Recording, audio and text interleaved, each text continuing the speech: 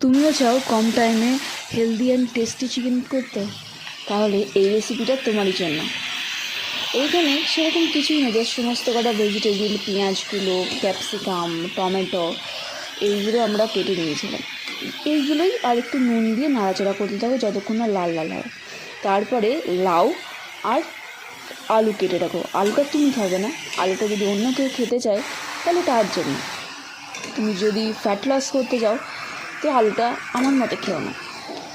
তো এই সমস্ত কিছু দিয়ে ভালো করে কষিয়ে নেবে জিনিসটা, নুন দিয়ে জিরের গুঁড়ো দেবে।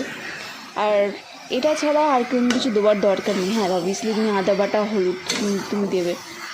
হলুদ তো অপশনাল, আমি না সেরকম খুব একটা বেশি ইউজ করি না যে কোনো রান্নাই হোক আমার। তো ভালো করে এই যে বড় বড় করে লাউ কেটে নেবে, পেঁয়াজের যেরকমভাবে তোমাকে দেখালাম ফার্স্টে ওই রকম করে কেটে নেবে, টমেটোগুলো কেটে নেবে, দিয়ে নুন দিয়ে ভালো করে কষতে থাকো। ওর হ্যাঁ, একটা জিনিস তো তোমাদের বলতেই ভুলে গেছি, তেলটা গরম হওয়ার পরে না একটু কালো জিরে ফোড়ন দিয়ে দিও। আমার বেশ ভালো লাগে, আশা করি তোমরাও টেস্ট করতে পারো, ভালো লাগবে। যাই হোক, কষিয়ে নেওয়ার পরে এটা জল দিয়ে সেদ্ধ করতে দিয়ে দিলাম।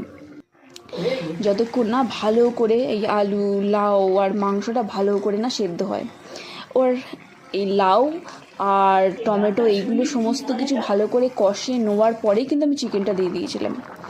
যাই হোক, দেখো ভালো করে সেদ্ধ করার পরে আমাদের কিন্তু চিকেনটা অলমোস্ট রেডি হয়ে গেছে। আর এই চিকেনটার কালারটা কিন্তু একদম ন্যাচারালি আসছে।